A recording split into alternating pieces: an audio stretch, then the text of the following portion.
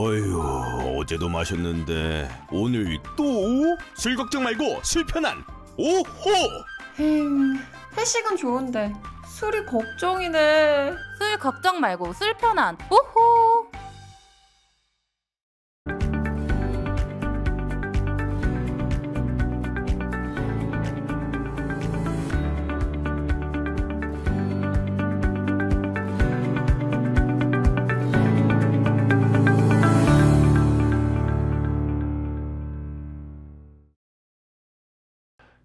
여러분 안녕하십니까? 저녁이 깊어가고 있습니다. 행복한 시간 보내고 계십니까? 요즘 정치권에서 나오는 여러분들 여론조사 어떻게 보고 계십니까? 국민의힘은 단일 대우로 한동훈 비대위원장을 중심으로 리더십 제대로 발휘하고 있다 이렇게 얘기하고요. 민주당은 자중질환에 빠져있고 이재명 리더십은 오간데가 없다고 하는데, 그래서 민심이 국민의힘 쪽으로 기울고 이재명 리더십은 상당히 타격을 받고 있다. 이런 보도 자주 보셨을 겁니다. 여러분 얼마나 믿으십니까? 어제 제가 여론조사 전문가, 빅데이터를 전문적으로 취급하고 있는 한 회사 대표에게 들었는데요. 지금 현재 여론조사는 누가 무엇이라고 하더라도 믿어서는 되지 않는다. 상당히 많은 오염의 조건들을 갖추고 있다. 당내 경선 때문에 뭔가 자신의 정치적 입장을 정확하게 밝혀야 하는 사람들이 많이 관여하고 있기 때문에 그것을 객관적으로 받아들이는 것은 위험하다, 이런 얘기를 했습니다. 그래서 제가 우선 결론을 내리면서 오늘 특집 인터뷰를 진행하고자 하는데요. 현재 나와 있는 여론조사 최선을 다해서 객관적이고 과학적이고 통계적으로 조사 결과를 발표하고 있지만 이것이 민심의 흐름과 일치하지 않는다라는 말씀을 드리면서 오늘 특집 인터뷰 시작하겠습니다. 많은 국민들로부터 관심을 받고 있고 민주당 복당 때문에 비판도 있긴 하지만 민주당이 드디어 반윤 전선에 핵심 인물로 영입했다, 이런 평가를 받고 있는 분입니다. 이현주 전 의원 모시고 지금 정치권에서 오늘 이 순간에 돌아가고 있는 여러 가지 상황들 점검해 보면서 여러분들에게 시원한 논리로서 하나하나 상황을 정확하게 짚어드리겠습니다. 어서 오십시오. 네, 안녕하세요. 자, 오늘 이제 이낙연, 이준석 두 분이 완전히 갈랐었습니다. 그렇죠. 통합을 했지만 분당이라고 표현하기도 어렵고, 그렇다고 해서 파국이라고 표현하기도 좀 불분명한 것 같은데. 파국이라고 돼 있긴 하던데요. 예, 예, 자, 언론에서는. 일단 예고된 수순이었다 이렇게 보시는 거죠. 네, 저는 처음부터 일관되게 그렇게 얘기를 해왔어요. 같이 하기 힘들다. 그리고 같이 하면 시너지가 아니라 반대 역시너지가 날 것이다. 그리고 특히 이준석 쪽의 손해다.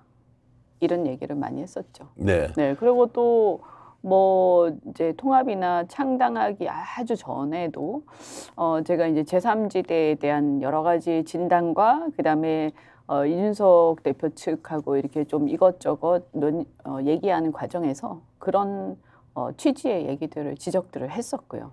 네. 결국 이제 이준석 전 대표가 손해를 좀 더 본 겁니까? 아니면 이낙연 전 대표가 손해를 좀 더 본 겁니까? 이낙연 전 대표는 손해 볼 게 없었죠. 없었다. 왜냐하면 어차피 지지율이 안 나왔거든요. 지금 이번 총선에서는 이낙연 대표는 지지율이 나올 곳이 없습니다. 네. 왜냐하면 이번 총선은 어쨌든 특히 지역구가 관건인데, 지역구 선거는 반윤과 친윤의 어떤 선택이거든요. 쉽게 표현하자면. 그래서 윤석열 정권 견제냐 아니면 지지냐 이건데, 이 2년 우리가 겪은 2년을 앞으로 3년간 더 하겠냐, 아니면 이 3년간 좀 더 견제하길 바라냐, 이걸 못 참겠냐, 이걸 가르는 거기 때문에 이낙연 세력 측은 기본적으로 정체성이라든가 지향하는 바를 우리 대중들이 쉽게 이해하기로는 반윤이라기보다는 반명이거든요. 네네. 그런데 이번 총선은 이재명 대표 심판이 아닙니다. 그래서 그쪽은 크게 관심이 없어요. 지금 뭐 대선도 아니고요. 그래서 중요한 것은 이제 이준석 세력은 여하튼 간에 이제 이 반윤, 특히 보수 쪽의 반윤 세력들이 좀 결집돼 있었죠. 그래서 그쪽의 지지율이 그래도 10% 이상 이렇게 꽤 나왔었는데, 지금 이제 그것을 통합을 하는 과정에서 그 정체성이 흐려지면서, 그러니까 이 반윤의 정체성, 윤석열 정권에 대한 비판적 의식, 그다음에 중도 보수의 정체성, 그다음에 또 하나가 어떤 혁신성과 기득권에 대한 저항, 이런 것들을 지향했던 많은 젊은 사람들이 대폭 실망을 했죠. 그래서 떨어져 나갔다고 봅니다. 어중간하게 섞여 있는 것보다 이번에 갈라서는 걸 보니까 윤석 전 대표 쪽에서 보면 네. 개혁신당이 차라리 잘 됐다, 이렇든 저렇든 성분은 이런 방식으로 내야 하는 거 아니냐라고 보면, 자, 두 가지 질문이 있습니다. 어느 정도 복원력이 있을 것이냐, 두 번째, 갈라선 게 차라리 더 낫다. 요 두 가지 질문을 동시에 드리면 어떻습니까? 복원력은 한계가 있겠죠. 네. 왜냐하면 이제 떨어져 나간 사람들이 다시 돌아오는 것은 제가 볼 때 한 절반에 못 미칠 거다라고 봅니다. 한 40% 정도 다시 돌아올 수 있다, 이렇게 보고요. 그다음에 이것이 그러면 갈라지는 게 잘 됐냐? 예. 저는 잘 됐다고 생각합니다. 이준석 전 대표 쪽에서 보면. 그리고 국민 전체의 시각에서 보면. 네. 네. 그러니까 뭐냐면 두 가지가 있는데, 이준석 대표는 이낙연 대표 세력 측하고 같이 했을 때 얻는 이익이 없습니다. 정치적으로. 그러니까 반윤의 정체성도 약해지고요. 이번 선거에서는 반윤이 아니면 친윤이기 때문에, 이렇게 아주 간단하게 보자면, 그래서 친윤인 것 같은데 친윤도 아닌 애매모호한 유사 여당에는 표가 없거든요. 그리고 그 다음에 그것은 이제 지금 선거 구도를 잘못하신 거예요. 이낙연 대표는 사실 창당하지 말았어야 돼요. 표가 없습니다. 그 다음에 또 하나가 젊고 혁신성이라든가 새로운 이론들을 가지고 나왔었는데 이것을 마음껏 못합니다. 차라리 그것을 마음껏 해서 이대남이라든가 2030층에 확실히 어필을 해서 작더라도 자기 세력을 끌고 가면서 벤처로서 성공하는 것이 일단 급선무다. 그래서 일단 이번 선거에서 작은 세력이라도 살아남고 그 정체성을 지켜야 다음 기회가 있기 때문에 저는 그런 면에서 갈라진 게 잘 됐다. 또 한편 국민의 입장에서 왜 잘 됐냐. 이준석 세력이 제3지대 통합을 하면서 그러니까 윤석열 정권을 비판하는 보수의 목소리가 약해져 버렸습니다. 그나마 어떤 보수 중에서도 사실은 절반 가까이, 아니면 이제 절반은 아니더라도 보수 중에 상당수가 이 정상적이지 않은 보수, 그래서 윤석열 정권에 대해서 부끄러워하고 이런 보수가 있을 수가 있느냐, 그러면서 아주 비판적으로 생각했던 보수들이 꽤 있는데 이분들을 대변할 그런 세력이 사라지고 뭐가 뭔지 모르겠는데 하여튼 그냥 제3지대라고 하면서 시원하게 정권 비판을 제대로 못하는 어중간한 세력이 탄생해버린 거죠. 그래서 나는 예를 들면 나는 보수지만 윤석열 정권은 보수가 아니라고 생각해. 그리고 이걸 비판해야 돼. 그리고 이 세력들을 반드시 심판해야 되겠어. 라고 생각하는 사람들이 사실은 오갈 데가 없어진 거예요. 그러면서 이게 반윤이라는 게 목소리가 여기저기서 파상공세로 나와야 되거든요. 그래서 전체 분위기를 끌고 가는 것인데 지금 같은 경우에는 민주당 하나만 남은 셈이에요. 사실은 이제 진보 영역은 녹색정의당이 이제 굉장히 위축되면서 이제 시대의 어떤 소명을 다한 것처럼 평가를 받고 있고요. 그래서 새로운 아젠다가 발굴이 잘 안 되고 그러면서 현재 어떤 전쟁과 어떤 생존의 위기의 어떤 전 세계적인 추세 속에서 이 진보 영역은 굉장히 위축되고 있는 흐름이에요. 사실 이것은 이제 항상 세계사를 보면 올라갔다 내려갔다 하는 거기 때문에 지금은 진보 영역이 위축되는 국면에 있다. 그렇다면 이 우리나라 같은 경우에는 실은 이제 보수 영역이 커지고 있지만 정상적인 보수가 아니다 보니까 이 정권이 그러다 보니까 정상적인 보수의 목소리를 대변해줄 세력이 필요한 것이고요. 그래서 그 제3 개혁신당의 목소리와 그다음에 기타 여타 뭐 저라든가 또 변희재 등등을 비롯한 이런 바깥의 여러 이제 비판적인 보수의 목소리들이 파상공세를 이루고 또 민주당과 또 뭐 기타 뭐 여러 이제 그 뭐 검찰에 대한 개혁 목소리 내는 여러분들이 파상공세를 전방위적으로 이루어야 이것이 막 여기저기서 나오면서 이것들이 미디어를 통해서 전달이 되거든요.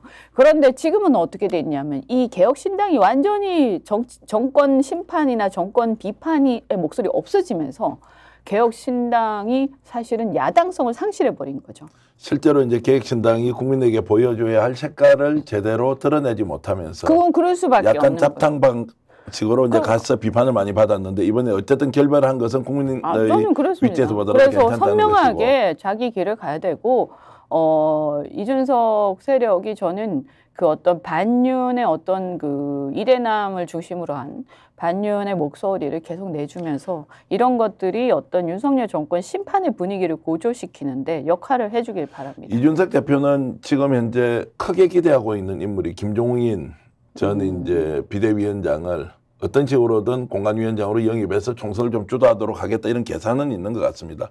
갈 가능성 얼마나 보십니까? 그건 저도 잘은 모르겠지만 헤어지기 전보다는 높아졌다 이렇게. 네, 헤어지기 전보다는 높아졌다. 아마 입장을 바꿔서 제가 김종인 비대위원장이라면 결별하기 전이라면 절대로 안 갈 거예요. 네. 갈 필요가 없습니다. 어차피 안 되는 집합이기 때문에. 네. 그런데 이제 헤어졌으니 혹시 갈 수도 있겠죠. 하지만 과거에 이제 애초에 이렇게 굉장히 잘 나갈 때에 비해서는 사실은 굉장히 규모가 축소되고 조금 이렇게 그 힘들어져 있기 때문에 과연 이분이 뭐 공천을 할 만큼 그러니까 공관위원장으로서 공천을 할 만한 어떤 룸이 생기겠냐, 공간이 생기겠냐. 그러면 공천이라는 것은 뭐 비례 공천이라고 해봐야 사실은 뭐 많아야 5명 내지 10명일 텐데요. 뭐 그런 정도의 공천을 하려고 비대위원장이 가진 않을 거 아닙니까? 김 비대위원장이. 그래서 결국은 지역구 공천에 관심이 있을 텐데 지금 상황에서는 어쨌든 현실적으로 전 현실을 말씀드리는 거예요. 그래서 지역구는 상당히 이제 힘들어졌다. 그리고 이번에 헤어지면서 이제 이준석 대표가 포기를 할 수밖에 없었던 것은 아마 번호일 겁니다. 번호. 현역이 없으니까 거의 없으니까요. 그래서 번호 3번이나 4번을 포기하고 가는 상황이 됐기 때문에 지역구는 상당히 힘들어졌죠. 네. 네. 어쨌든 이제 지금은 힘이 빠진 상태에서 이준석 대표가 어떻게 할지 지켜봐야 하지만 김종인 위원장이 가고 말고도 지금 현재는 예상하기 어렵다 이렇게 그러니까 정리를 하고요. 현실적으로 제 말씀은 지역구 가능성이 별로 없어서 네. 이제 예를 들어서 통합에 있을 때는 어떤 일이 있어도 저는 안 갈 거라고 봤는데 지금 같은 경우에 만약에 간다라고 한다면 뭐 어떤 공천을 한다라기보다는 그냥 젊은 세력들 좀 도와줘야 되겠다. 이런 의미일 거라고 보고요. 그래서 지역구 공천에서 실제로 뭔가를 역할을 하기는 어렵다 이렇게 봅니다. 이준석 개혁신당이 이번에 파열음을 내면서 쪼개졌습니다. 네. 결과적으로 국힘과 민주당 쪽에서 보면 어느 쪽에서 좀 더 이익을 받고 어느 쪽에서 손해를 봤다 이런 평가도 할 수 있겠습니까? 뭐 그거는 사실 가늠하기가 힘든데요. 예. 예를 들어서 이런 이야기가 나왔습니다. 일본론 보도에는 개혁신당 만들고 나서 국힘 쪽에서 지지율이 빠질 줄 알았는데 알고 보니까 민주당 쪽에서 더 빠졌더라. 이게 무슨 이야기야? 저는 그냥 뜨악 했는데 이런 걸 가지고 호사가들이 많은 얘기들을 하지 않습니까? 그러니까 이제 이렇게 보셔야 돼요. 민주당 지지자가 개혁신당으로 옮겨갔다가 아닙니다. 그게 아니고 개혁신당 지지자가 국힘으로 옮겨간 거죠. 네. 네, 그러니까 보시면 개혁신당의 지지율이 빠졌잖아요. 네. 예. 그러니까 개혁신당의 지지율이 더해진 게 아니잖아요. 그러니까 민주당 지지율은 변함이 없어요. 그런데 이게 빠지면서 국힘으로 돌아간 거죠. 왜냐하면 보수 반윤이기 때문이죠. 반윤 보수란 말이에요. 그래서 민주당으로 옮겨온 사람들도 일부 있겠죠. 하지만 여기에 이 표가 개혁신당의 지지가 민주당으로 옮겨가는데 장애물 역할을 하는 게 누구냐? 그게 이낙연 세력입니다. 네. 이게 딱 중간에 딱 있기 때문에 이게 안 옮겨갑니다. 이 반윤의 정서가 공유가 안 되기 때문에. 자, 이 사안은 결론적으로 얘기하면 이준석 대표가 주도적으로 제3지대를 만들었지만 이낙연 전 대표가 손을 잡는 바람에 망했죠. 죽도 밥도 안 하고 안 되고 망했다. 망했죠. 이렇게 네, 평가를 정말 내리는 것이 안타깝습니다. 네. 예. 이런 전략적 실수를 할 수밖에 없었던 상황이 있나요?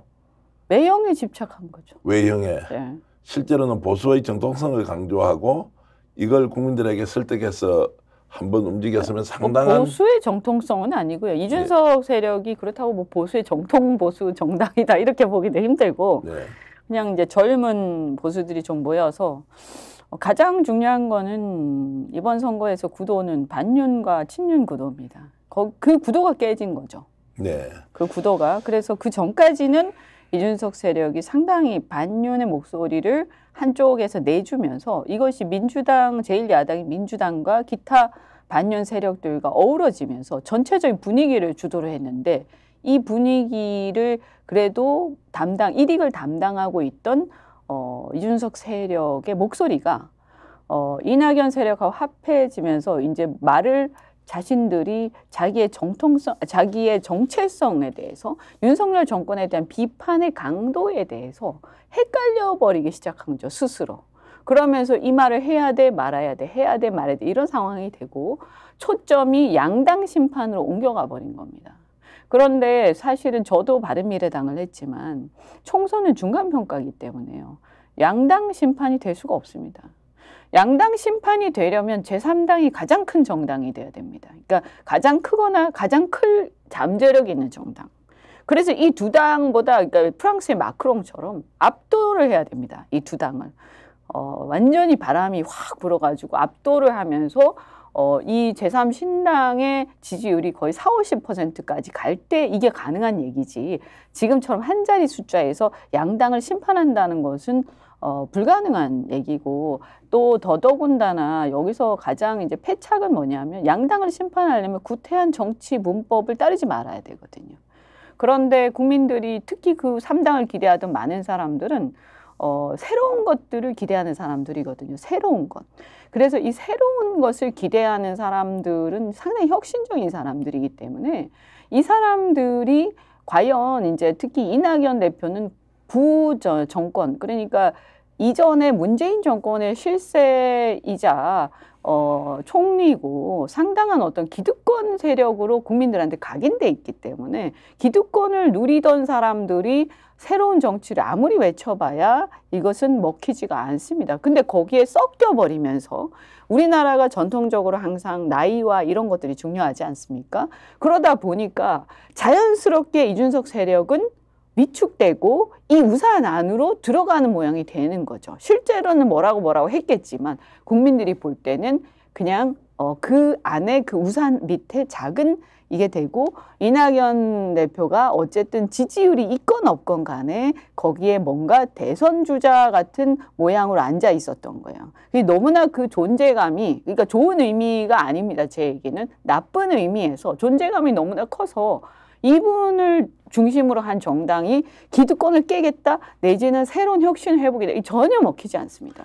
제가 이번에 이준석 개혁신당의 여러 가지 이제 상황을 보면서 이런 생각을 했습니다. 짧은 기간에 많은 일이 동시에 일어났는데 그러면서 뜨고 지는 별을 받고 그것이 어떤 결과로 나타나는지 여러분들이 지금 기대했던 아니면 원래부터 기대를 하지 않았던 이런 일들이 우리 인생사에도 늘 일어날 수 있다. 원칙과 방향. 그렇죠. 비록 작지만 강한 힘으로 끝까지 돌파하겠다는 젊은 사람의 투지 이런 것이 얼마나 중요한지를 가르쳐준 좋은 사례다. 그래서 이것을 깨끗하게 정리정돈해서 다시 한 번 더 개혁신당이 원래 국민들에게 보여주고자 했던 정치를 한 번 더 저는 기대를 해보겠다 이런 말씀을 드리고요. 우리가 회사를 할 때 벤처를 창업하지 않습니까? 그래서 벤처를 창업해서 그 벤처가 성공을 해서 나중에 대기업이 되기도 하죠.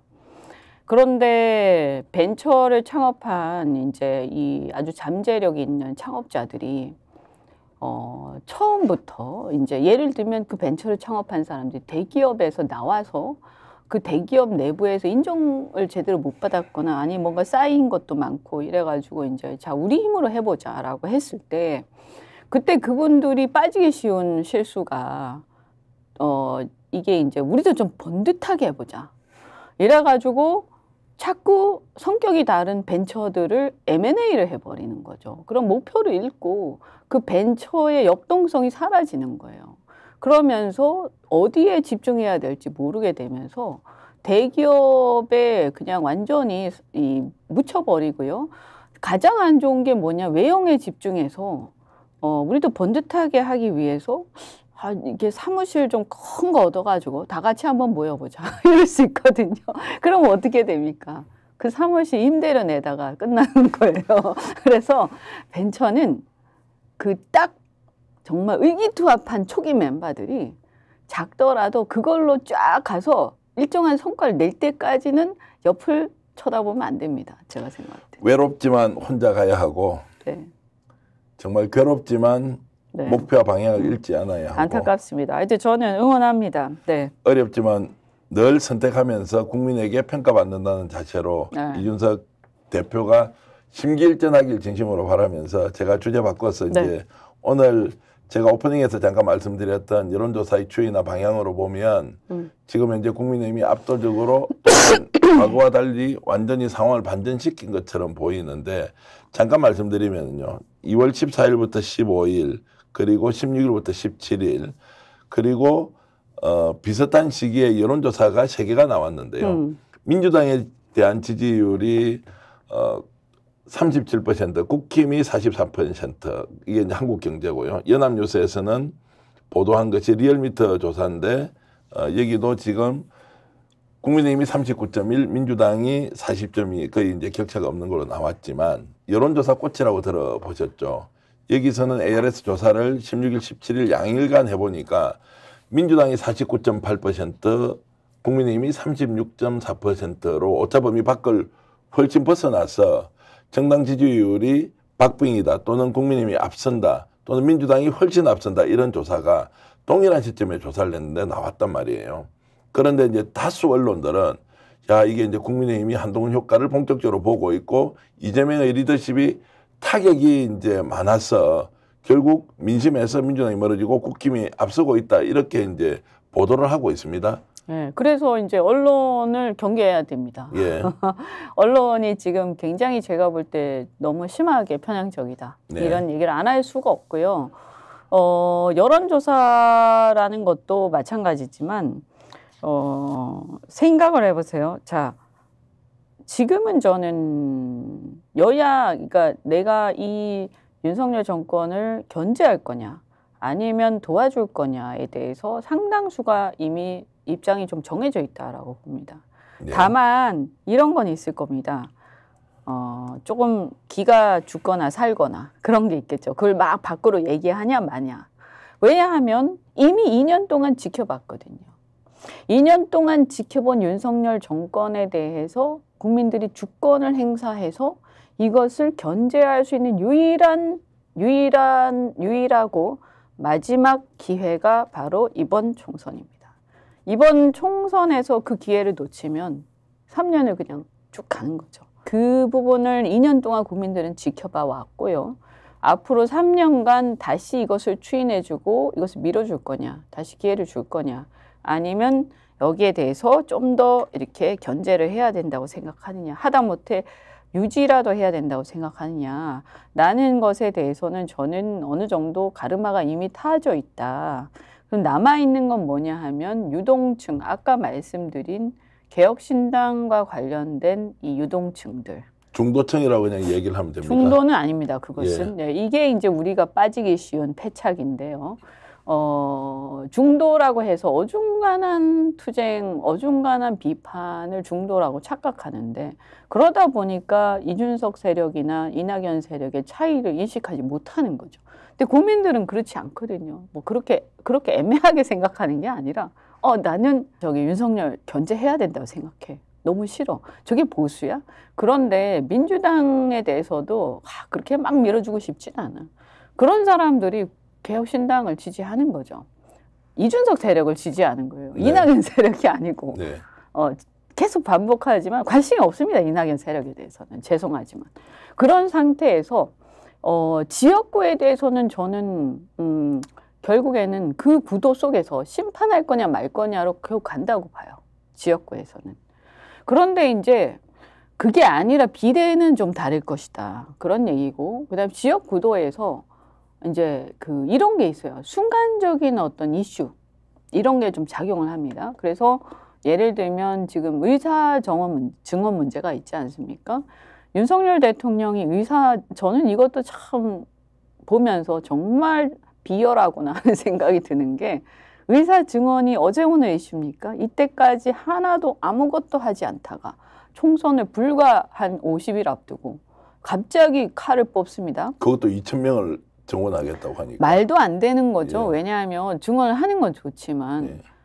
실제 정원 자체가 얼마입니까? TO가. 예. 한 3,000명 정도 되나요? 2,000명이 이제 2,000 추가로 명. 늘어나니까 5,000명으로 이제 그렇죠. 입학생을 뽑아야 그러니까 되는 거죠. 갑자기 2배가 되는 예, 거예요. 자, 그러면 이 2배를 수용할 수 있는 뭐가 있습니까? 그 다음에 이 사람들이 우리가 필요한 소아과라든지 이런 벽오지 같은 데로 이 사람들을 보낼 수 있는 어떤 제도적 뒷받침이 돼 있습니까? 하나도 없어요. 그런 얘기를 들은 적이 없어요. 그런 거 없이 숫자를 탁 던지고 그 다음에 의사들이 발끈해서 파업하기를 유도하는 겁니다. 이렇게 얘기하면 파업한다고 나올 수밖에 없습니다. 기가 막히니까. 왜냐하면 한 번도 대화를 하지 않았고 그 관련된 시스템을 하나도 완비하지 않은 상태에서 정말 이것을 폭력적으로 하고 있거든요.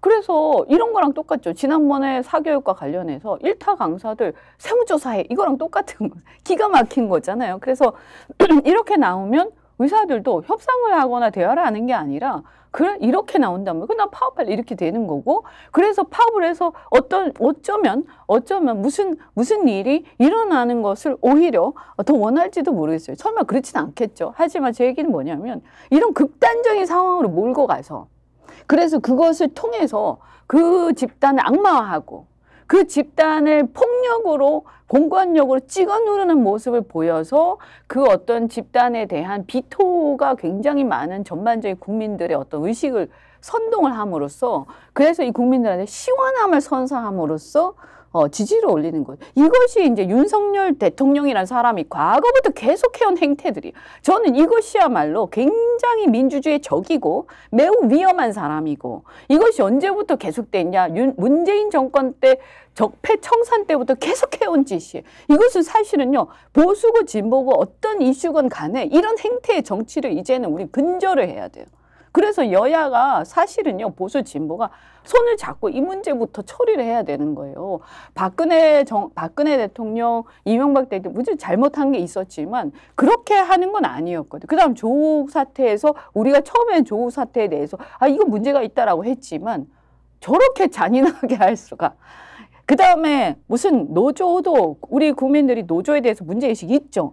그러나 화물연대, 그다음에 대우조선, 그다음에 이 어떤 그 건설노조의 행태에서 보여준 것들을 보면 그 노조 중에서도 거기만 탁 파내가지고 그 집단만 무너뜨리는 전술을 쓰는 거죠. 그래서 이게요 사실을 보면 이 문제는 보건의료 정책 전반적인 얘기인데 그 문제를 전체적으로 건드리지 않고요. 왜냐하면 그러면 보건의료 전체가 적이 되니까 그 중에서도 가장 소수고 가장 특권층이라고 국민들이 생각할 수 있는 의사들만을 탁 집어내서 거기만 적으로 만들고 고립시키는 거예요.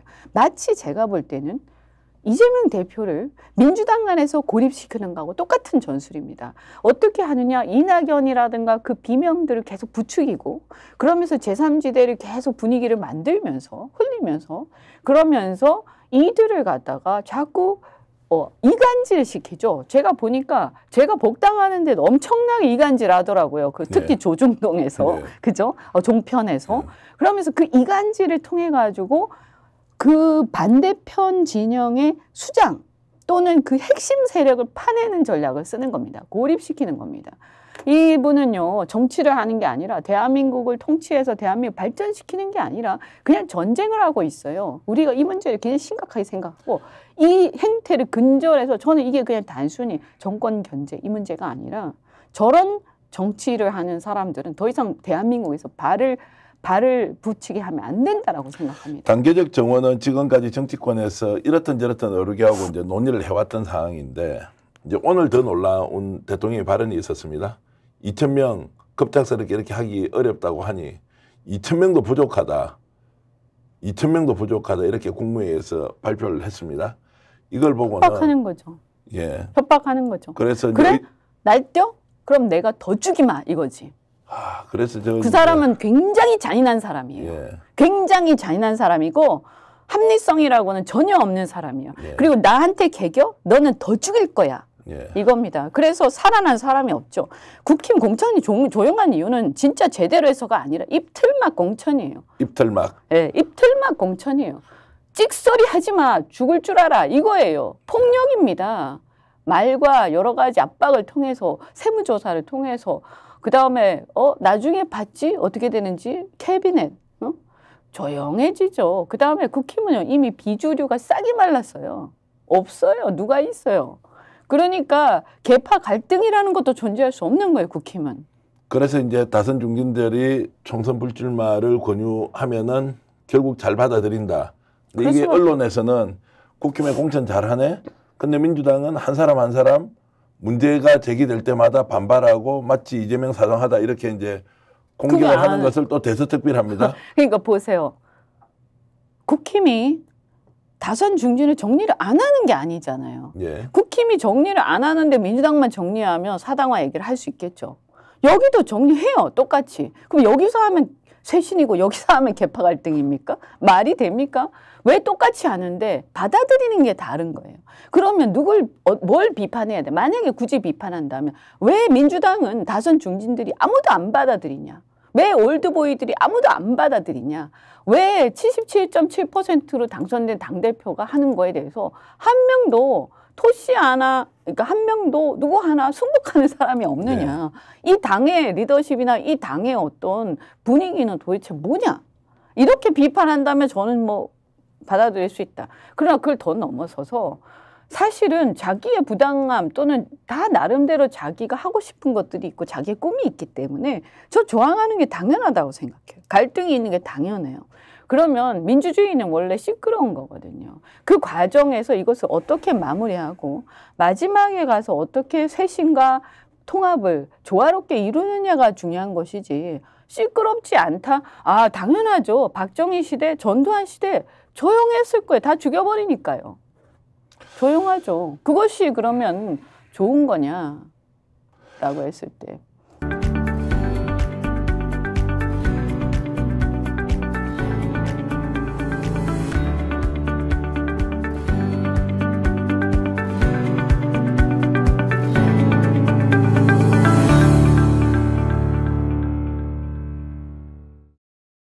자, 사선 국회의원입니다. 국회 부의장까지 지낸 사람이 말썽도 많았습니다. 그런데 이번에 하위 20%에 들어서 모멸감을 너무 많이 느껴서 탈당하겠다라고 하면서 이재명 사당화 비판을 했습니다. 저는 그 장면을 보면서 노동운동을 했던 분이 사선 국회의원에 국회 부의장까지 했고 그것은 민주당 몫으로 들어간 거 아니에요. 네. 그런데 민주당에 이재명이 사당화를 시켰다라고 해서 욕을 하는 모습을 보고 야, 이재명이 진짜 사당화가 문제야? 아니면 저 사람이 문제야? 뭐 이런 생각이 들더라고요. 또 한 장면이 있었습니다. 야, 좀 물러나달라. 다선 중진 좀 이선 후퇴를 하고 새로운 물을 좀 갈자. 이현주도 넣고 누구도 넣고 누구도 다 넣는데 왜 나를 빼내려고 하는 거야? 통합한다면 기존 사람 다 받아야 되지? 이렇게 얘기를 하면서 물타기 작전을 하는 또 586의 국회의원은 전직 국회의원을 보면서 야, 이분들이 김대중 선생 또는 김대중 대통령한테 배운 것은 무엇일까? 첫 번째, 서생적 문제의식이라는 게 있지 않습니까? 조금 전에 우리가 이준석 대표 이야기를 했지만 원칙을 가지고 밀어붙일 때는 반드시 선비의 꼿꼿한 정신과 기계를 가지고 끝까지 부딪혀야 하는 것. 이것이 이준석 대표에게 부족했다고 하면 현실 정치는 엄연히 우리가 매일 맞닿아 있는 오늘, 내일 그리고 지난 과거가 나의 인생과 직접 연결이 되어 있다면 상인의 현실 감각이 얼마나 중요합니까? 새로운 사람은 영입을 해서 외연을 확대하고 기존의 고인물들은 좀 빼주면서 혁신을 하는 것은 상인의 현실 감각으로서 매우 중요한 저는 DJ 정신이다 라고 하면 물러나야 할 사람이 좀 더 이런 것들을 수긍하고 좀 섭섭하고 좀 부족하고 또 떠나기 어렵지만 민주당을 위해서 내가 받겠습니다 이렇게 하지 않고 들어온 사람들 욕하고 자기는 당연히 이것을 지키고 있어야 된다는 방식으로 가는 민주당 국회의원들의 형태. 저는 이제 국민들이 왜 민주당을 원래 밥맛이라고 싫어하느냐. 보수는 자기들 이익 때문에 똘똘 뭉쳤는데 진보 쪽은 오히려 이익이 아니라 자신의 생각 때문에 자기 스스로를 가두고 있는 거 아니냐. 이런 이제 비판이 많이 생각이 났습니다. 네. 본인에게도 상당히 많은 지금 공격들이 이어졌지 않습니까? 이제 조금 그래도 나아진 편이죠. 그런데 제가 볼 때는 이제 말씀하신 대로 그런 부분들이 이제 국민들이 볼 때는 기득권화 되었다. 이렇게 이제 비판적으로 볼 수 있는 부분일 거고요. 분명한 것은 국민들은 역사적으로 기존의 그 국민의힘과 같은 기득권 정당에 비해서 민주당에 대해서 더 높은 수준의 도덕성을 요구를 합니다. 그게 억울해도 할 수 없습니다. 왜냐하면 역사가 그래 왔기 때문에, 그죠? 어차피 부패하고 어차피 기득권이 가득했던 정당과 싸우면서 기득권을 내려놔라, 도덕성을 회복해라, 부패한 정당을 심판하자, 이런 쪽으로 힘없는 국민들을 계속 대변해온 역사가 바로 민주당의 역사였기 때문에 여기에서 국민들이 보는 눈높이가 다른 거죠. 저는 그것은 현실이기 때문에 우리가 인정할 수밖에 없다. 그런데 어느덧 보니까 몇 번의 집권을 거치면서 이제 국민들이 볼 때는 같은 기득권화 된 것 같다. 그래서 이제 이런 부분에서 비판적으로 보는 의식 있는 국민들이 많다는 거고요. 하나는 이제 국민의힘은 어쨌든 자리가 많다 보니까 다른 걸 대체적으로 줄 수 있는 대체로, 그래서 뭐 어떤 협회장이든 기관장이든 이런 자리가 있는 반면에 민주당에서는 줄 수가 없죠. 제시할 수 있는 게 없습니다. 오로지 그냥 희생해달라라는 말밖에 할 수가 없는 거죠. 그 부분에서는 저는 집단 지성이 발현될 수밖에 없지 않느냐. 그래서 여러 가지 물론 제가 볼 때 아쉬운 부분도 있죠. 훨씬 더 이렇게 그 무던하게 또는 이제 좀 더 세련되게 할 수 있을 텐데 너무 거친 거 아니야 이렇게 볼 수도 있겠지만, 그러나 이제 뭔가 조금 저는 비교된다면 이 어떤 받아들이는 사람들의 태도가 굉장히 많이 비교가 되고 있는 거예요. 사실은 실질적으로 공천의 양상 자체가 크게 다르진 않습니다.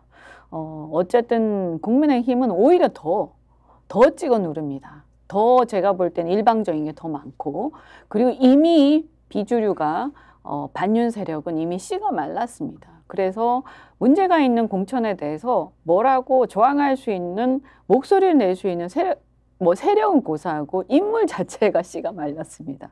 이미 과거에 이준석 대표를 비롯해서 다 찍어내기를 했고, 그 다음에 꿈틀하는 사람들을 다 짓밟아서 캐비닛까지 동원해가지고 굉장히 공포 분위기를 조성을 했고, 아니면 저처럼 징계를 해서 뭔가 흠집을 계속 내고, 그 다음에 홍준표 시장마저도 징계하고, 그 다음에 유승민 대표 같은 경우에는 왕따를 시켜서 고립시키고 결국에는 출마 자체를 처음부터 안 하겠다라고 했기 때문에 그냥 전부 다 비주류는 팔짱 끼고 있는 상황이죠.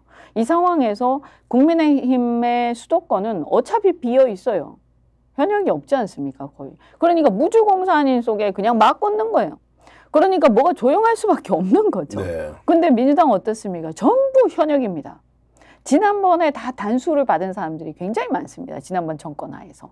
그들이 그런 상황이 되다 보니까 현역을 빼낸다는 것이, 물갈이를 하려면 어쩔 수 없이 현역이라고 빼서 물갈이 한다는 건 말이 안 되지 않습니까? 그러니까 현역도 물갈이 대상이 될 수밖에 없는데, 그러다 보니까 여러 가지 목소리들이 나오는 거고요. 저는 그래서 이 과정을 어쨌든 지지층이 인내를 가지고 좀 지켜볼 필요가 있고, 결국은 뭐냐, 저는 모든 것은 끝나고 나서 봐야 된다. 그러니까 공천 이후에 이 대진표가 완성됐을 때, 그때 그럼 과연 민주당의 대진표에서 이 끝나고 나서 좀 얼마나 쇄신을 했느냐, 그죠? 그래서 얼마나 새로운 인물이 들어갔느냐, 그다음 그 새로운 인물들은 얼마나 역량이 있느냐. 왜냐하면 공천에서 가장 중요한 것은요, 내부에서 누가 억울하냐보다도 국민의 눈높이로 봤을 때 어디가 더 유능한 사람들을 공천했느냐, 어디가 더 참신한 사람을 공천했느냐, 어디가 더 그러니까 정권을 견제할 수 있는 국회의 구성원을 준비를 했느냐, 이거 아니겠어요? 그러면 그 잣대로 볼 때 결국에는 끝에 공천 다 끝나고 나서 만약에요, 찍소리 못하는 사람들로 가득 공천을 했다. 이때까지 한마디도 못했던 사람들을 가득 공천에다. 그 국민들이 볼 때는 그 국회가 누구를 위한 국회인가 그런 거예요. 그 공천은 잘못된 공천이죠. 바깥에서 제가 들은 이야기 하나 질문으로 드리면 이제 영입을 하겠다고 예전에 이현주 전 의원을 영입하겠다고 민주당이 발표했지 않습니까? 그 과정에서 친문들이 막 반발을 하면서 이현주 의원이 못 갈 수도 있겠다 또는 이재명이 코너에 몰렸다. 왜 이현주 전 의원을 영입하느냐 이랬는데 뭐 그것은 기우로 끝이 나고 결국 이현주 의원을 이재명 당대표가 직접 이제 소개도 하고 영입을 했어. 이재명 당대표가 확실하게 통합적으로 뭔가 이번 공천을 성공시키려고 하는구나. 의지가 남다르구나. 중간에 전혀 흔들리지 않았구나. 이런 생각을 좀 했거든요. 네. 그래서 이게 이제 이재명 씨가 이런 통합공천의 방향에 대해서는 좀 평가를 어떻게 하시는지 직접 좀 듣고 싶습니다. 저는 이제 나중에 이제 좀 지나고 나야 우리가 평가할 수 있다라고 보는데요. 제가 그냥 느끼기에는 이재명 대표는 머릿속에 뭔가 정리가 나름 돼 있으신 것 같아요. 그래서 기준이 있는 것 같고요. 그래서 다만 순서가 좀 다르다. 그러니까 그 급하게 하기보다는 충분히 이렇게 사람들이 막 목소리 다 낼 거 다 내고 할 얘기 다 하고 또 여론이 막 조성이 되고 하는 걸 다 지켜보고 그런 다음에 때가 됐을 때 성숙했을 때 뭔가를 시행에 옮기는 그런 스타일인 것 같아요. 그러다 보니까 그게 좀 답답하거나 혹은 뭐 그렇게 생각할 수도 있을 것 같아요. 너무 천천히 할 필요 있냐? 그냥 정광석화처럼 해치우지. 이렇게 생각할 수 있는데 아마 그것은 저는 뭐 예전에 성남시장이었을 때는 그것보다 훨씬 더 시원시원했던 것 같은데 훨씬 더 이제 대선 주자가 되고 그다음에 당대표를 맡고 또 민주당이라는 곳이 굉장히 복잡한 곳이잖아요. 그러니까 국힘하고 달리 국힘이라는 것은 대통령 하나가 딱 오면 그걸 중심으로 쫙 완장차고 정리되는 곳이거든요. 그러니까 대통령 한 사람만 중요하지 나머지는 전부 다 들러리고 엑스트라들이에요. 근데 민주당은 그렇지 않아요. 민주당은 어떻게 보면 상당히 다원주의적이고 굉장히 다양한 집단들이 모여서 그것이 이제 협의를 하면서 진행되는 당이기 때문에 당대표 권한이 막강하긴 하지만 각 계파나 각 집단 정파의 어떤 목소리를 완전히 무시할 수는 없는 거죠. 그래서 만약에 예를 들어서 어디를 쇄신을 하기 위해서 누군가를 정리를 한다라고 한다면 제가 볼 때 아마 이재명 대표는 그 집단 그룹의 어떤 균형 이런 걸 고려를 할 거라고 봐요. 그래서 쇄신과 통합 사이에서 조화를 어떻게 이룰 것이냐. 그래서 예를 들면 그러면 친명 중에서도 다선 중에 누군가를 그러면 쇄신의 대상으로 아마 내놓을 것이고 그래서 메뉴를 다양하게 섞어서 내놓을 것 같다. 이런 생각이 근데 바깥에서 이제 특히 언론에서 보도하는 내용은 친명만 살리고 비명 다 죽인다. 그리고 색깔이 다른 이현주 전 의원 같은 사람을 영입을 한다. 이게 무슨 방향이 있느냐, 내용이 있느냐. 이재명 씨가 이런 사당화가 너무 심하다라고 언론이 일방적으로 공격을 하지 않습니까? 사당화가 왜 심한 거예요? 사당화라면 아무도 저항하지 못하겠죠. 그러니까 이제 거기에 이제 국힘은 입틀막 공천 아닙니까? 그러니까 부안 내동하면서 막 이재명이 잘못하는 것처럼 그러니까 얘기하는데, 그렇게 막 얘기할 수 있는 자유가 민주당에는 있잖아요. 예. 저는 정말 그래서 민주당이 더 낫다고 제가 결론을 지었거든요. 왜냐하면 민주당은 그런 막 얘기를 막 합니다. 그리고 그 기자회견을 하면서 당대표를 향해서 사당하다 막 해도 안 잘립니다.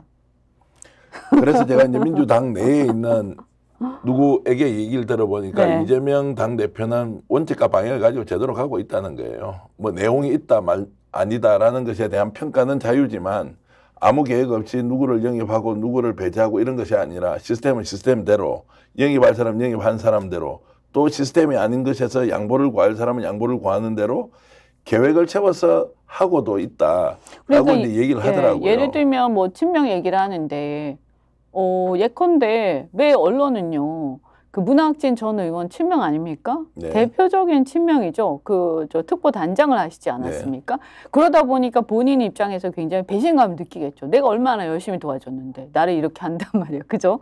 그 다음에 노웅래 의원도 친명이죠. 비명은 아니죠. 네. 네. 그리고 또 뭐 보니까 뭐 안민석 의원 얘기도 나오던데 네. 사실인지 아닌지 모르겠지만 네. 만약에 그렇다고 하면 그분이야말로 친명 아닙니까? 그러면 우리가요 신구 권력의 교체기에 친명이든 비명이든 친문이든 비문이든 과거에 이제 문재인 정권 때 그러면 그런 현상이 없었습니까? 그때 저는 비문이었지만 그때는 지금보다 더하면 더했지 덜하지 않았거든요. 다만 그때는 정권을 잡고 나니까 힘이 막강했죠. 그래서 그때 이제 보면 그래서 이게 신구 권력의 교체기에 주류와 비주류의 교체는 항상 일어난다. 그러면 6대 4가 4대 6으로 바뀌기도 한다. 그러나 그 정도가 민주당이다. 다 자르지는 않는다. 전멸시키지는 않는다는 거예요. 네. 전멸시킬 수도 없습니다. 예컨대 친문 내지는 그러니까 친문이라고 하는 건 말이 안 맞아요. 왜냐하면 문재인 대통령 현재 권력을 갖고 있는 사람이 아니기 때문에 그분의 어떤 영향력을 등에 업고 뭔가를 한다는 건 있을 수가 없는 거고 그런 말을 해서도 안 되는 거예요. 그러니까 비명이라고 한다면요. 대표적인 비명 중에서 단수 공천을 받은 사람들이 있어요. 고민정, 네. 그 다음에 또 그 박수현 의원, 그 홍보수석이지 않았습니까? 네. 이런 분들은 아주 빠른 속도로 단수를 다 줘버렸죠. 그럼 왜 그랬을까? 그분들은 지역 자체가 상당히 어려운 지역, 그러니까 특히 박수현 의원은 정말 어려운 지역이죠. 거기는 정말 험지 아닙니까? 네. 거기서 너무너무 열심히 해왔고 평판이 좋습니다. 그럼 그런 사람들은 군말 없이 다 주는 거예요. 고민정 의원도 뭐 이런저런 얘기가 있겠지만 호불호를 떠나서 제가 볼 때는 어쨌든 그 지명도라든가 역할을 하고 있습니다. 근데 사실 얼마나 이재명 대표한테 세게 얘기합니까? 네. 그래도 실력이 있으면 주는 거예요. 지명도가 되면. 저는 그게 맞다고 보고요. 물론 그레이 에리어에 있는 사람 중에 약간 좀 억울하다는 생각하는 사람도 있을 겁니다. 근데 그것은 사실은 어떻게 보면 완벽하기는 좀 어려운 거 아니냐. 그래서 6대 4가 4대 6이 되기도 한다. 그것이 정치판에서는. 근데 중요한 것은 저는 국민의힘이 왈가왈부할 사항은 아니다. 네. 니네는 말이지 100대 0이 0대 100이 되는 당 아니야? 싸그리 그냥 씨를 말리잖아요. 지금 비주류가 어디 있습니까? 국민의힘에. 제가 그것만 국민의힘 사정을 잘 아니까 그것만 제가 말씀을 드리면 자, 당대표 나왔던 사람, 당대표 했던 사람 전부 다 찍어냈죠. 그래서 쫓겨났거나 주눅이 들어서 찍소리도 못하고 누워있죠. 그죠? 찌그러져 있죠. 그 다음에 이번에 보면요.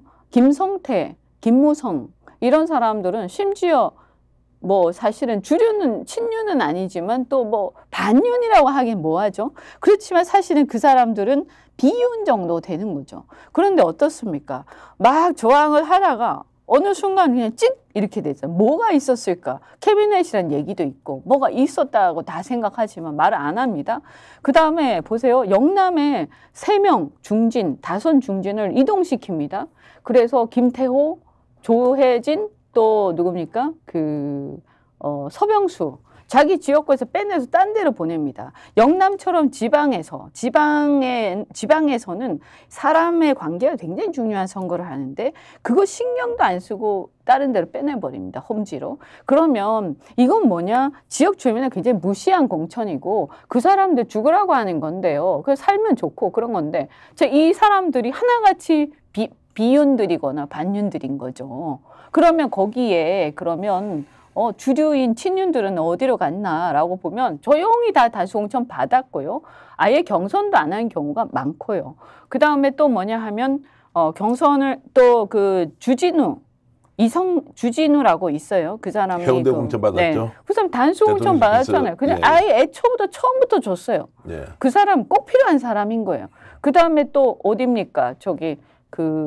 이성권이라고 부산에 부시장이 있는데 그 사람은 아주 박형준 시장의 얼음팔이고 박형준 시장이 그 엑스포 때부터 해가지고 얼마나 윤석열한테 딱 붙어서 있었습니까? 이렇게 하고 있단 말입니다. 그래서 지금 제가 파악하기로는 PK 같은 데도 정말 찍소리도 못하던 현역들 일부 그대로 두고 그다음 반 정도는 완전히 물갈이 하는데 이 물갈이의 기준은 친윤들을 그대로 다수 공천하는 거죠. 그래서 완전히 지금 열심히 하고 있던 사람들이 바보가 된 상황이에요. 근데 이거는 보도가 잘 안 돼요. 왜냐하면 지방이니까. 근데 수도권은 보도가 잘 돼요. 왜냐하면 언론사들이 전부 다 서울에 있잖아요. 경쟁을 하고 보도 경쟁을 하잖아요. 네. 그러니까 수도권 시끄러운 거예요. 근데 국민의힘은 수도권이 텅텅 비어 있었기 때문에 그냥 제발 와서 나가달라고 하던 상황이잖아요. 이건 이렇게 될 수밖에 없는 거고 거기다가 캐비넷과 자리까지 있기 때문에 이렇게 될 수밖에 없고 저는 제일 중요한 것은 그럼에도 불구하고 이미 이것은 권위주의 문화와 리버럴 문화 그래서 시끌시끌하면서 자기 주장이 강한 당과 그다음에 이 권위주의 문화에 젖어 있는 그죠 완장차고 찍소리 못하는 이 국힘의 지금 현 실태를 보여줘. 이건 저는 매우 비판적으로 봐야 된다. 오히려. 언론이 현재 보도하고 있는 내용 그대로 믿어서는 안 된다는 말씀 하나 하고요. 두 번째는 지금 현재 상황으로 모든 것을 판단해서는 안 된다. 공천 끝나고 누구하고 경쟁시키는지 얼마나 세심히 됐는지 드러난 걸 보고 판단해야 한다. 얼마나 부패한 사람들을 물갈이 했는지. 네. 그래서 문제가 되는 사람들이 얼마나 국민적 눈높이에서 봤을 때 그죠? 그런 사람들이 얼마나 교체가 돼 있는지 이런 걸 봐야 되는 거 아닙니까? 그래서 전 또 하나 말씀드리고 싶은 게 이런 거예요. 자, 그럼 이 사람들이 이제 국회의원이 되는 건데 당선이 되면요. 우리가 지금 정권을 견제한다라는 측면에서 봤을 때 저렇게 찍소리도 안 하고 납작 엎드려서 공천을 받아온 사람들이 당선된 다음에 남은 임기 3년 동안 과연 정부를 제대로 견제할까? 지금까지 2년 동안도 우리가 지켜보면 국민의힘이란 당이 한심하기 짝이 없는데 한동훈이란 사람은 윤석열 정권의 이 실정에 전부 같이 했던 연대 책임자인데 이 사람들의 지금까지보다 오히려 그나마 있던 반윤 세력들조차도 씨가 말라버린 이 상황에서 이들이 국회에 들어갔을 때 국회의 구성은 어떻게 될 것이냐. 그래서 윤석열 대통령은 자기가 이때까지 하던 국정기조를 바꾸겠다는 말을 한마디도 한 적이 없습니다. 그럼 우리가 생각해야 될 건 그 본질적으로 이때까지 특검은 물론이고 이태원 참사 여러 가지 비리, 국정농단 이런 것들이 계속되고 경제 실정, 외교 실정이 계속 있었어도 이때까지 국회 그걸 막지 못했어요. 그런데 지금 훨씬 더 약한 훨씬 더 나약한 사람들이 지금 국회에 들어가는 거예요. 여당은 적어도. 그러면 저는 자 야당이 시끄럽다고 하는데요. 자기의 부당함에 대해서 자기에 대한 부당함에 대해서 그것이 너무 과하고 욕심이 많다 이렇게 평가할 수는 있지만 그럼에도 불구하고 그렇게 목소리 내는 사람들 그다음에 옆에 보니까 내 동료가 부당한 것 같아. 좀 목소리 좀 내줘야 되겠어. 같이 떠들 수 있는 사람들. 이 사람들이 국회에 들어가야 국민을 대변하겠습니까? 아니면 찍소리도 못하고 비굴하게 앉아있는 사람들이 국회에 들어가야 국민의 억울함을 대변하겠습니까? 저는 그 기준으로 봐야 된다. 참 그런 말씀을 이제 들어보면 우리가 지금 현재 언론을 통해서 바라보는 프레임이 잘못된 거죠. 그러니까요. 국민이 정신 똑바로 차리고 무엇이 진실인지 무엇이 바른 것인지 실질적인 내용은 또 무엇이 우리에게 정확하게 전달돼야 할 사실인지를 좀 판단해 봐야 할 것 같습니다. 오늘 이현주 의원과 함께 나눈 이 이야기를 통해서 제가 이런 생각을 해봤습니다. 우리에게 강요하고 있는 누군가의 보도가 사실이면 참 좋겠지만 그것이 아닐 경우에 우리는 어떤 판단을 해야 하지? 민주당을 걱정하는 분들이 많이 있을 겁니다. 잘못해서 걱정하는 분도 있고요. 또 민주당이 더 잘할 수 있는데 하지 못해서 채찍질을 하는 분도 계시겠죠. 그런데 지금 현재 언론에 보도되는 것처럼 내용이 너무 심하고 이재명의 리더십이 사라졌고 사당화가 되었다라고 하는 그 말은 여러분 가려서 들어주시기 바랍니다. 또 정반대로 국민의힘은 지금 한동훈 비대위원장이 있기 때문에 정말 공천이 너무나도 안정적이고 자연스럽게 되어서 아무런 잡음이 없다. 이 말에 또 숨겨져 있는 진실이 있습니다. 입틀막 공천이라고. 입틀막 공천이라고. 누군가 말을 하면 제대로 버텨내기 어려운 이런 상황으로 몰고 가면서 그냥 찍어내린다는 거 아닙니까? 여기에서도 여러분들이 가려서 봐야 한다. 본인의 지지 정당이 무엇이든 간에 어떤 후보를 더 좋아하든지 간에 결국 이번 공천 과정에서 일어난 일련의 일들은 최종적으로 후보가 결정되고 그 후보가 과연 대한민국을 위해서 우리 국민을 위해서 어떤 사람이 더 역량을 발휘할 것인지 여러분 판단하는 시간까지는 조금 더 기다리고 지켜볼 필요가 있다 이런 말씀을 좀 드리겠습니다. 자, 어쨌든 지금 이현주 의원께 마지막 질문을 하나 드리고 네. 싶은데 본인의 지금 지역구는 결정되고 있습니까? 어떻습니까? 아니, 당에서 뭐 검토하는 걸로 알고 있는데 제가 구체적으로는 알고 있지 않습니다. 자, 네. 접전 지역에서 이번에 윤석열 정권에 대한 제대로 심판할 수 있는 지역과 후보를 상대로 일단 붙이겠죠. 그렇게 생각하고 계십니까? 네, 뭐 그런 부분도 있을 거고요. 저도 뭐 구체적으로 모르기 때문에 뭐라고 말씀을 못 드리겠는데 여하튼 간에 전략이라는 것이 저만 가지고 보고 있을 건 아닐 것 같고 전체 그림을 보지 않겠습니까? 그래서 예를 들면 수도권이다. 그럼 서울하고 경기가 이렇게 있으면 저 혼자서 뭐 많은 건 아니잖아요. 뭐 그래서 그 혼자 뭐 이렇게 막 노는 건 아닐 거기 때문에 예를 들면 어떤 전략 하에서 전략적 자원들, 당의 전략적 자원들을 어떻게 배치할 거냐를 보면서 어떤 벨트 또는 어떤 영역별로 그 포스트를 이렇게 할 거라고 봅니다. 그때 이제 그 중에 하나로 저를 고려를 하겠죠. 제가 한 번씩 꼭 초청을 해서 말씀을 좀 듣고 싶은 게 저도 궁금한 게 오늘 많이 풀렸습니다. 아, 나도 평론가이고 기자 출신인데 뭘 잘못 보고 있구나. 설명을 들으면서 충분히 이해가 되고, 네, 아, 네. 나도 사실은 어떤 정보에 의해서 오염이 될 수도 있구나. 소위 말하는 전문가라고 하더라도 네. 그 오염이나 분위기에 전파 영향을 받을 수밖에 없구나. 이런 생각이 들면서 네.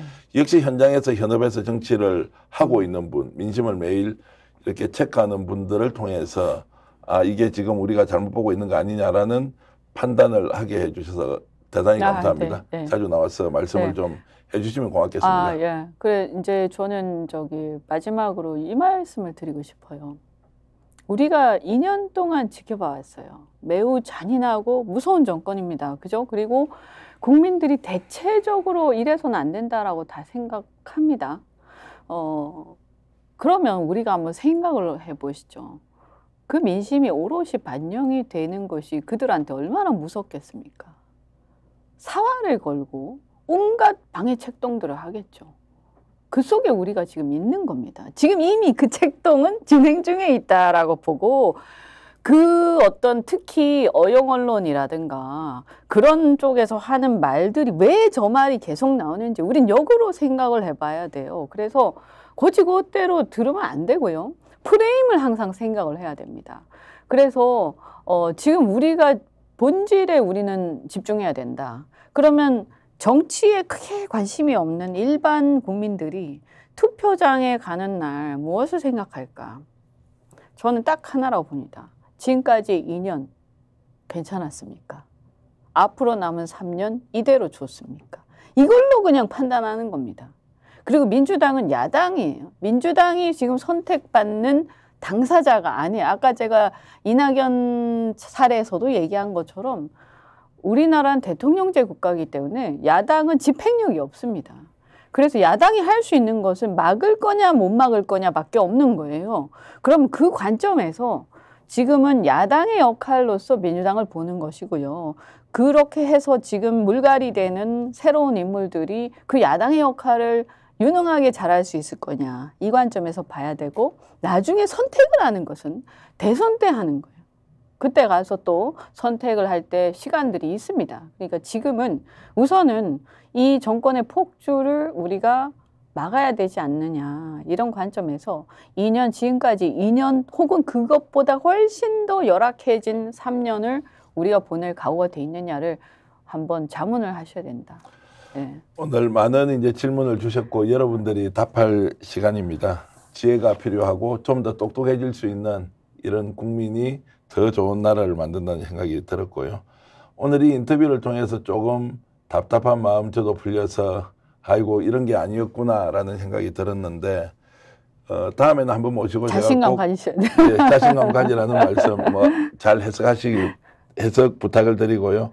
다음에 오시면은 민주당이나 또는 야권이 어떻게 하면 총선에서 좀 더 국민들을 설득시키면서 압승 분위기를 만들어갈 수 있는지에 대해서도 또 해안을 직접 한번 들어볼 기회를 갖겠습니다.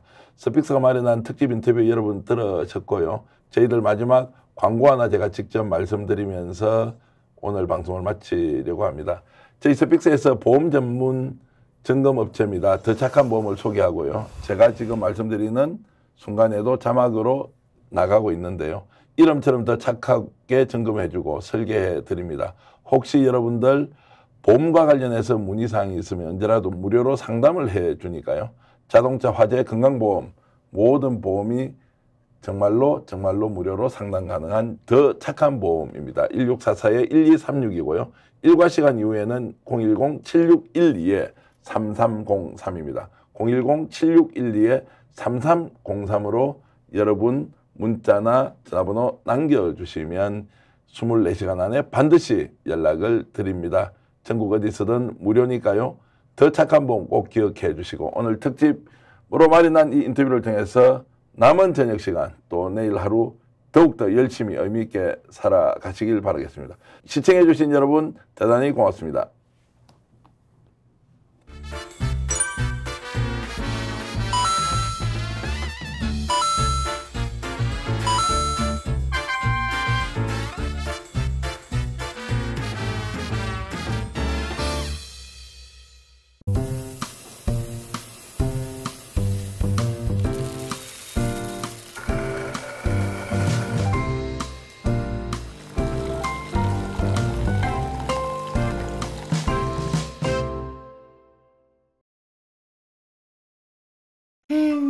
회식은 좋은데 술이 걱정이네. 술 걱정 말고 술 편한. 어허. 제가 술이 약해서 술 걱정 말고 술 편한 오호.